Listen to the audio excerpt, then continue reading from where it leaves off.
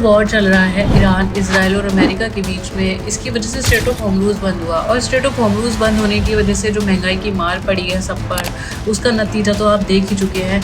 और अभी यही नहीं, अभी पूरे विश्व पर एक और आर्थिक संकट का बादल मंडरा रहा है, वो है स्ट्रेट ऑफ बाबल मंदेब का। जो स्ट्रेट ऑफ बाबल मंदेब है ना, वो भी स्ट्रेट ऑफ हॉर्मुज़ की तरह ही इकोनॉमिक इंपॉर्टेंस रखती है। अगर यह बंद होगी तो इसका असर आपकी पॉकेट तक पड़ेगा।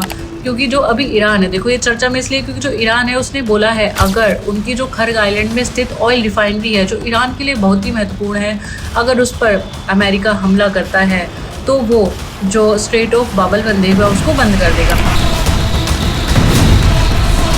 तो जब आप ज्योग्राफिकल लोकेशन देखेंगे ईरान की और आप देखेंगे स्ट्रेट ऑफ बाबल मंदेब की, तो आपको ऑब्वियसली डिफरेंस दिखेगा। आप भी सोचेंगे ये कैसे पॉसिबल होगा।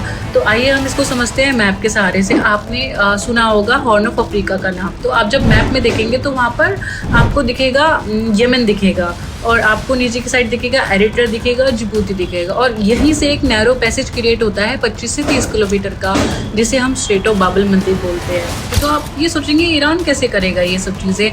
तो जो यमन है, यमन में हुती रिबल्स हैं। हुती रिबल्स को कौन सपोर्ट करता है? ईरान सपोर्ट करता है, क्योंकि 2023 में जब गाज़ा पैलेस्टीन का जो इशू था, जब इजराइल उन पर अटैक कर रहा था, तब भी इन्होंने हुती रिबल्स ने ही जो यहाँ से शिप्स गुजर रही थी रेड सी से, उन पर हमला किया था। तो ये फिर से ऐसे ही करेगा क्योंकि ईरान सपोर्ट करता है और हम इसे बोलते हैं प्रॉक्सी वॉर। जब आप स्ट्रेट ऑफ बाबल मंदेब को क्रॉस करेंगे तो आप रेड सी में एंटर कर जाएंगे। रेड सी के बाद आपको होकर गुजरना पड़ेगा स्वेज कैनाल से। स्वेज कैनाल के बाद आप एंटर कर जाएंगे मेडिटेरियन सी में, और मेडिटेरियन सी में पहुंच गए इट मीन्स आप यूरोप पहुंच गए।